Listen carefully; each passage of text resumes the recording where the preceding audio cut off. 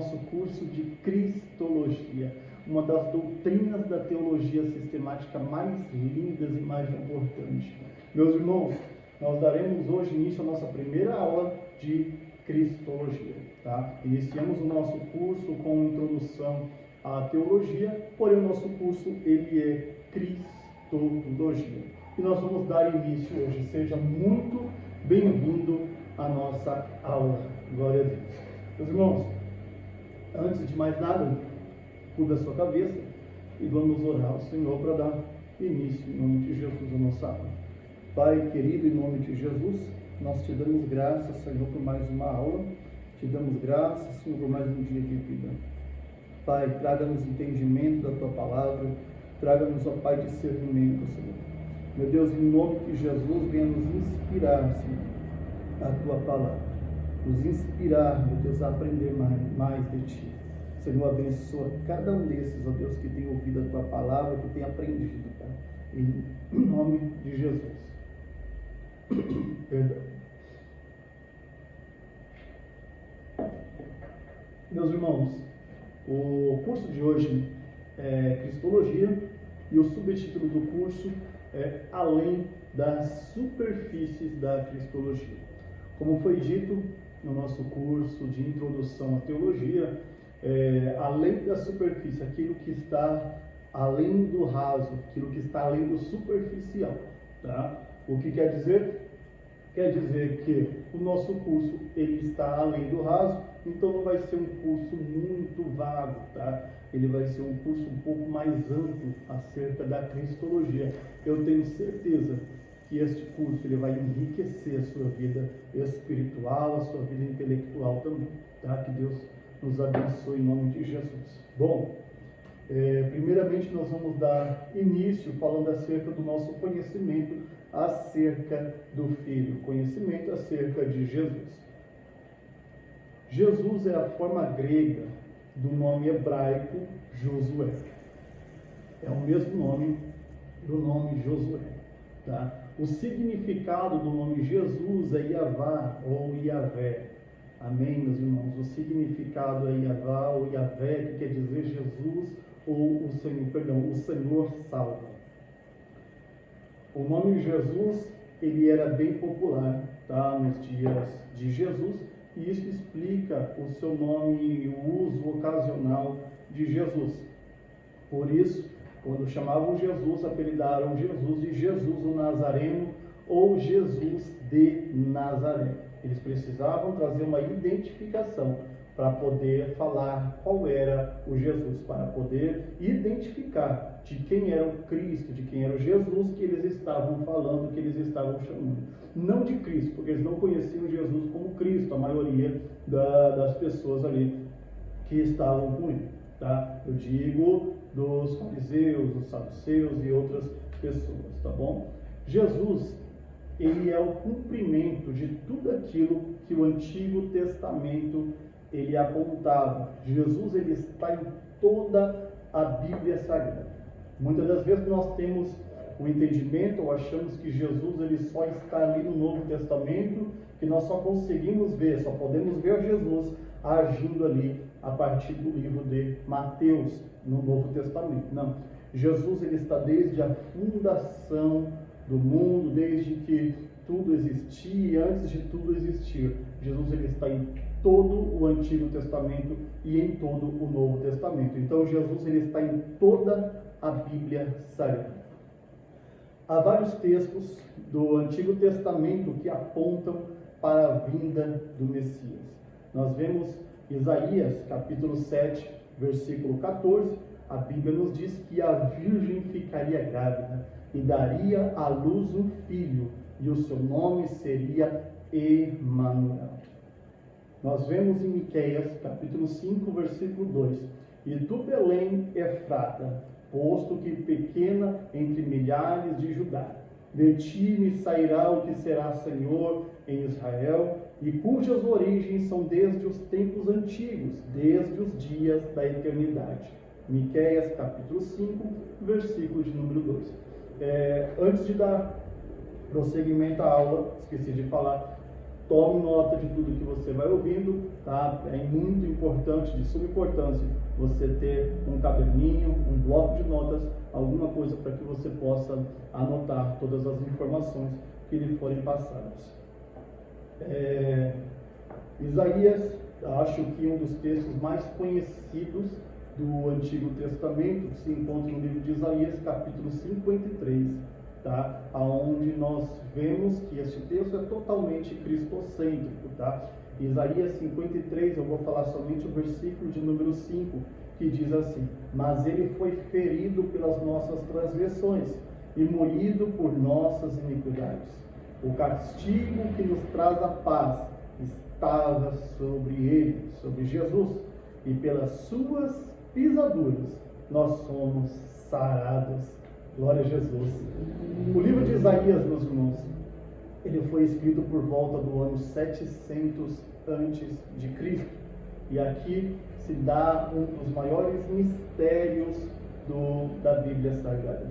Há 700 anos antes de Cristo, Deus levanta um profeta por nome de Isaías, e ele entrega para Isaías um texto que iria falar acerca do Messias, acerca de Jesus. Então, 700 anos atrás, uma profecia já estava na boca dos seus profetas, os profetas do Senhor, de que Jesus ele viria, de que Jesus ele morreria, padecia numa cruz do Calvário e ele nos traria salvação. Amém?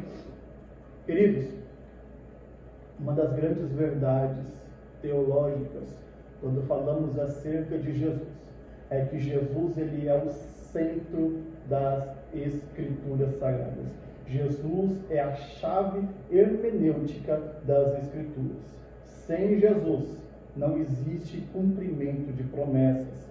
Sem Jesus não há profecias, porque a Bíblia em si ela perde todo o seu sentido e a Bíblia se tornaria um livro totalmente desconexo. Queridos, Jesus Cristo é a figura central de toda a realidade cristã. Tá? Jesus é a figura central de toda a realidade cristã. Por isso, as verdades a respeito de Cristo são centrais para o cristianismo. Tá? Essa é a verdade, é a nossa essência, é a nossa fé. Jesus é o centro de todas as coisas e sem Ele nada do que se fez poderia ser feito. Amém? O cristão precisa entender essa verdade. O cristão, o homem de Deus, ele precisa entender que Jesus é o centro de todas as coisas, que Jesus ele é Deus e ele é o centro de tudo. Querido, dentro da teologia, há muitos ensinos, até mesmo ensinos contrários à palavra, ensinos contrários ao Cristo. Nós vemos isso na nossa aula de introdução à teologia. Muitos falsos pastores, falsos profetas, que se levantam e que pregam uma doutrina, uma palavra que são totalmente anticristãs. Tá? Então há muitas teologias por aí. E a teologia que ela desprezar Cristo, preferindo a humanidade como centro, ela não pode se declarar a plenitude dos ensinos bíblicos, ela não pode se declarar um ensino cristão, ela não pode se declarar uma teologia próspera, uma teologia de verdade, uma teologia verdadeira. Meus irmãos, o homem ele nunca foi e ele nunca será o centro do Evangelho. O Evangelho não é sobre pessoas, o Evangelho não é sobre o homem, o Evangelho ele é sobre Deus. O Evangelho é sobre Jesus. Amém?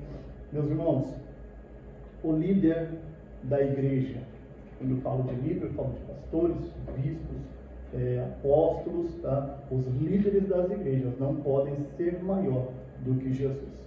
Tem muita gente por aí que estão idolatrando pastores, idolatrando missionários, cantores, profetas, pregadores, e esquecendo que Jesus, ele é o verdadeiro centro do Evangelho. Aleluia. Nós, como cristãos, nós precisamos acreditar que Jesus, ele permanece vivo, de que Jesus, ele continua ainda hoje vivo, que se passaram anos, se passaram séculos da morte de Jesus, mas ele ressuscitou e ele está à presença do Pai. Lá no Evangelho de João, capítulo de número 20, nós lemos a despeito de Jesus, quando Jesus ele foi morto e ressurreto. Eu vou ler para vocês, João, capítulo de número 20. E no primeiro dia da semana, Maria Madalena foi ao sepulcro de madrugada, sendo ainda escuro, e viu a pedra tirada do sepulcro. Correu, pois, e foi a Simão Pedro e ao outro discípulo a quem Jesus amava, e disse-lhes: levaram o Senhor do sepulcro, e não sabemos onde puseram. Então Pedro saiu com o outro discípulo e foram ao sepulcro. E os dois corriam juntos, mas o outro discípulo correu mais apressadamente do que Pedro e chegou primeiro ao sepulcro. E abaixando-se, viu no chão os lençóis, todavia não entrou. Chegou, pois, Simão Pedro, que o seguia, e entrou no sepulcro e viu no chão os lençóis, e que o lenço que tinha estado sobre a sua cabeça não estava com os lençóis, mas enrolado num lugar à parte. Então entrou também o outro discípulo que chegara primeiro ao sepulcro e viu e creu. Meus irmãos, se faz muito necessária essa leitura por completo, por isso que nós lemos aqui esta leitura completa, porque esta leitura ela guarda uma chave, uma preciosidade dentro da cristologia, dentro da palavra de Deus. Quando nós lemos acerca da morte de Jesus, acerca de todo o cuidado que foi depositado no texto para falar acerca do lenço, acerca dos lençóis, é porque há uma chave teológica, uma chave hermenêutica dentro deste texto, tá? Então, por que Jesus? Ele dobra então o lenço que cobria a sua cabeça lá dentro do sepulcro depois da ressurreição.